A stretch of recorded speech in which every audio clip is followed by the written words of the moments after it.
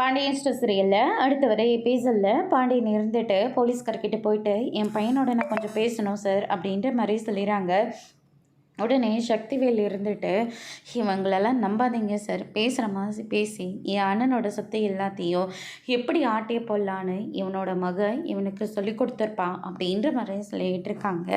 அதுக்கடுத்து தான் வந்து பார்த்திங்கன்னா, சார் நாங்கள் 30 வருஷமாக பகையோடு தான் இருக்கோம், ஆனால் இதனால் வரைக்கும் இவங்களோட சொத்து எவ்வளோ இருக்கும் என்ன இருக்குன்னு கூட எங்களுக்கு தெரியாது, அதுக்கான அவசியமும் எங்களுக்கு கிடையாது அப்படின்ற மாதிரி நம்ம பாண்டியன் வந்து சமகீர்த்தா வந்து சொல்லிடுறாங்க.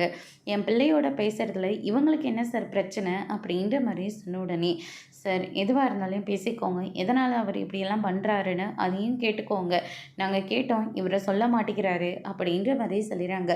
அதுக்கடுத்து தான் நம்ம பாண்டியன் இருந்துட்டு, டே கதிரு நீ எந்த தப்பும் செஞ்சுருக்க மாட்டேன்னு எங்கள் எல்லாருக்கும் நல்லாவே தெரியும், அங்கே என்னடா நடந்தது அப்படின்னு சொல்லிட்டு கேட்கவும், நடந்த எல்லா விஷயத்தையும் கதிர் வந்து பாண்டியன் கிட்ட வந்து சொல்கிறாரு. அவன்தான்ப்பா தேவையில்லாமல் வந்து பிரச்சனை பண்ணி மாமாவை கீழே தள்ளி விட்டுட்டான், மாமாவும் மயக்கம் போட்டு கீழே விழுந்துட்டாருப்பா, இவன் அப்படியே விட்டுட்டு ஓடிட்டான்ப்பா, ஆனால் நான் தான் ஹாஸ்பிட்டலில் கொண்டு வந்து சேர்த்துனேன், ஆனால் இவன் வீட்டில் எல்லாருக்கிட்டேயும் மாமா வந்து கீழே விழுந்துதா அவங்கள நான் அடிச்சுதாவும் சொல்லியிருக்கான்ப்பா அப்படின்ற மாதிரி சொல்லிடுறாங்க.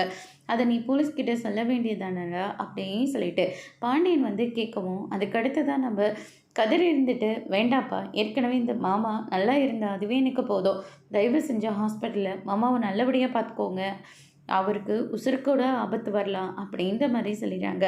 பாண்டியனும் கதிர் சொன்ன மாதிரியே முத்துவேலை போய் பார்த்துக்கிறாங்க. அதோட பிரமவை முடிச்சிருக்காங்க.